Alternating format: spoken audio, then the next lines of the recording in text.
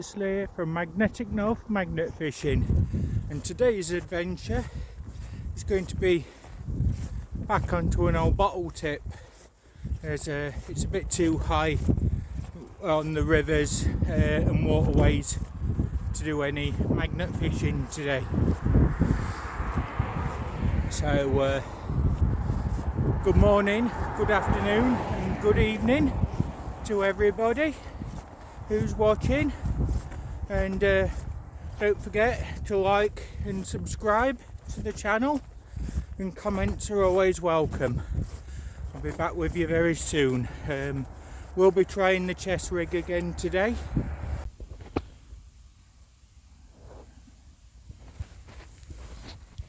So in the hole you can see there's cinder ash,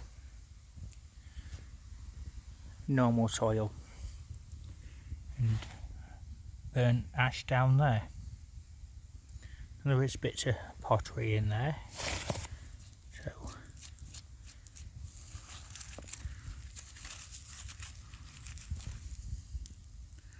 that's the first time that's seen light of day in best part of 100 years. And got something there.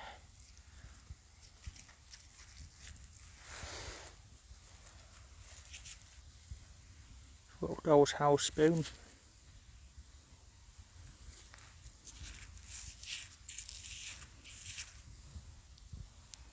Yeah.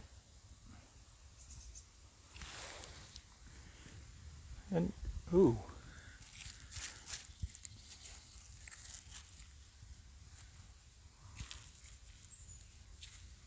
It's a bullet case. I've just had HP sauce bottle, 1920s, and this pension, First World War or before. Sadly, it's broken. Still nice.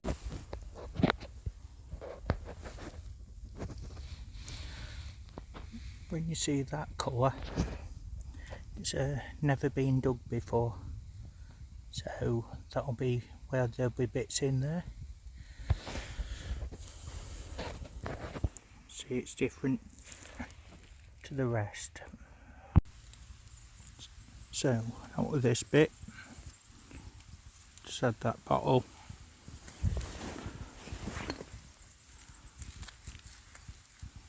Piece of iron, probably a tool.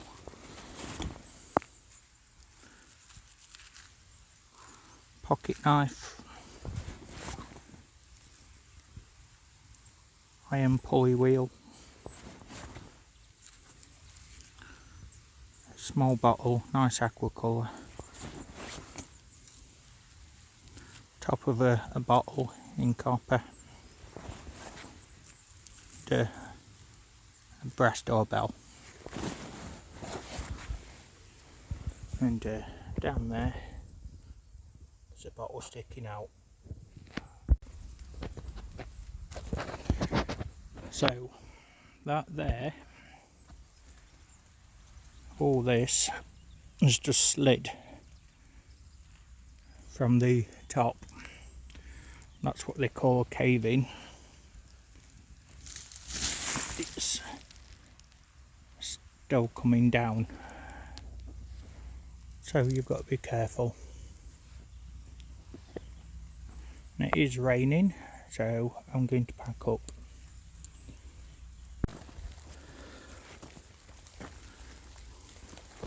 So when it comes to bottle dumps, always make sure that you put all the dead leaves, dead wood back on top. Keeps it nice and clean, and it makes sure that the site is left how it should be. Always leave it better than you found it. And as you can see, it is heavy rain again. So I seem to pick the wonderful days. One day I'll get some sunshine.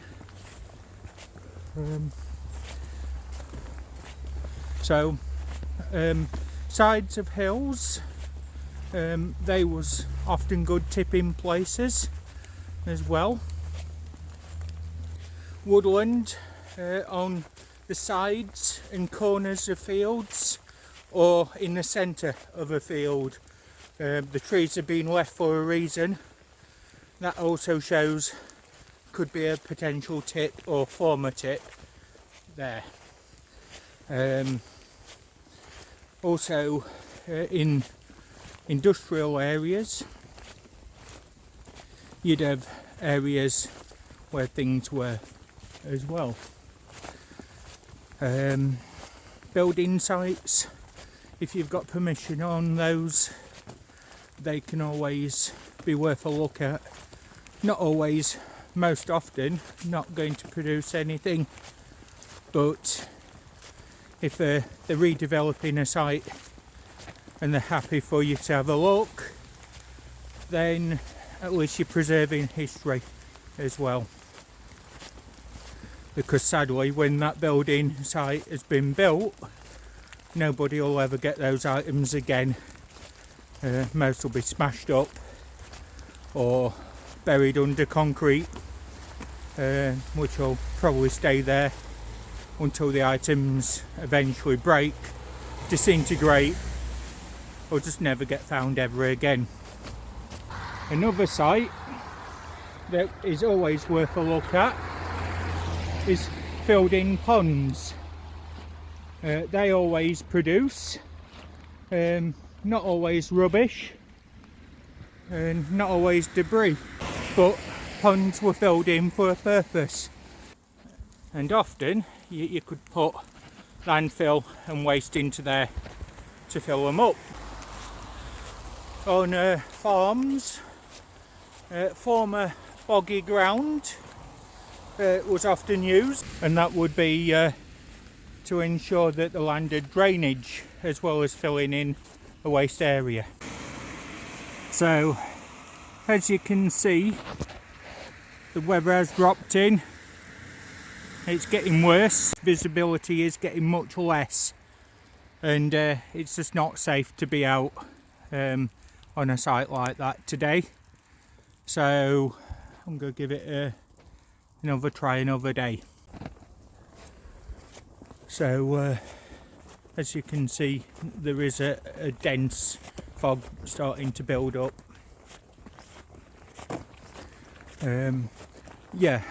If you can find areas of floodplain which are on a hillside, and that was often boggy, those areas also would have been tipped on to try and stabilise the land from landslides and slippage.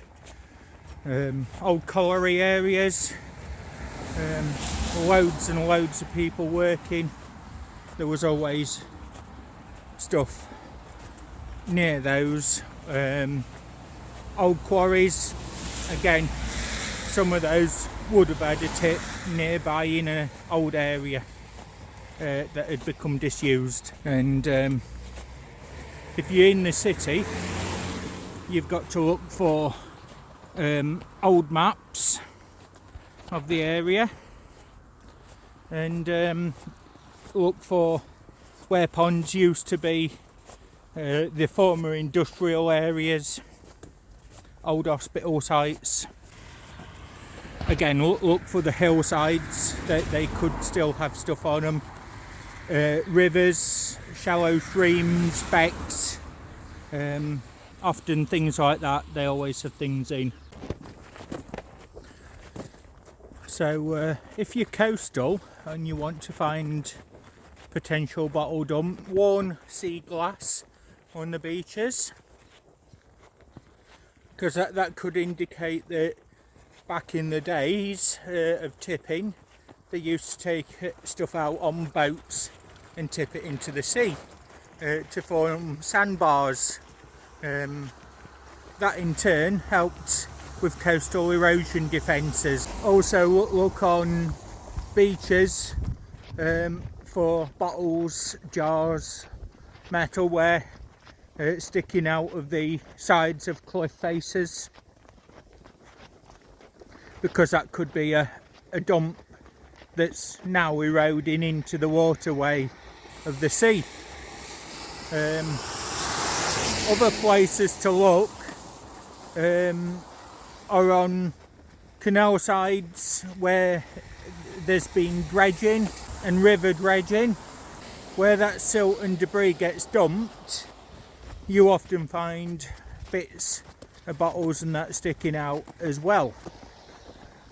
Also, when there's access to old ports and harbours and docks, those two have things in, because when the fishermen was fishing on boats, they used to dump stuff overboard. And around where the harbours are, they were often very busy areas, so you might find dumps in fields, boundaries, woodland along the way. The more busy a coastal town was, ports, things like that, the more rubbish would be generated. So in your urban areas, parks, recreation grounds, old swimming pools that's been filled in, they could also be tip sites and dumps as well. The clue to looking for these is if you see molehills, to basically have a look in the tops of those. Bits of pottery and glass, they sometimes appear in the top of the holes. Have a look for embankments as well. Just areas that's naturally being built up to protect the land, to make flood defences, and to strengthen already existing featured embankments, because they could also be tips, especially where land is short around the ports and harbours. And another good place to check is on former World War II airfields, because they always had several hundred or several thousand people living on or near to the site. They all ate, they all drank, so there would be rubbish generated. So sites near woodland, or even in the woodland, they would be the sites where you'd find the airfield dumps, and they generally date to the 1930s, 1940s. Another place that people do forget to look is in newspapers. Always good research, because certainly during World War II, when towns had air raids on them, there was a lot of damage, and so properties would be destroyed. When that happened, basically the sites were just bulldozed, and all that would go straight into landfill. So again, that would often be quarries, old wrecks, parks, also where the houses used to stand. Sometimes you'll get a row of houses or buildings, and there'll be a gap in the middle, and due to building materials being short and expensive at the time, those areas was often used as landfill for the street that was damaged in question. Also, disused buildings, the things like old lime kilns, pottery kilns, cellars that had been in old houses, houses now being pulled down. Sometimes the foundations are still there. Quite often they would also have rubbish in, landfill, old air raid shelters, it's known that the old steel shelters, which were corrugated iron and steel, that they would have been in people's gardens, and often during bad weather they was also used, as often they flooded, so people took risks and just didn't use the shelters during the air raids often. Those that did had to have nights on end with their feet in water, and that can't have been very pleasant. So when the air raids had finished and the war was coming to an end, these sites were then used as landfill, so that the area wasn't totally wasted. And during the 1960s, 70s and 80s, a lot of these sites would have actually been uncovered with the items inside. I think that is about it for the sites that I can think of. It should help you out a bit. If you've got brickworks or former brickworks near you, those clay extraction pits that they would have used to make the bricks, they was often filled in with rubbish and landfill as well. Generally building waste when the brickworks were pulled down, but often refuge and bottles, jars, things like that as well. So they're always worth a look, and sites very close to them, because there was always a lot of workers on such a site. I'm going to sign off as the weather is getting quite adverse and I still need to get home. So thanks for watching, everybody, and I hope to show you the finds later on once I'm back. Yeah, happy days. So don't forget to like, subscribe, and looking forward to your comments, and I'll join you again very soon. Bye for now.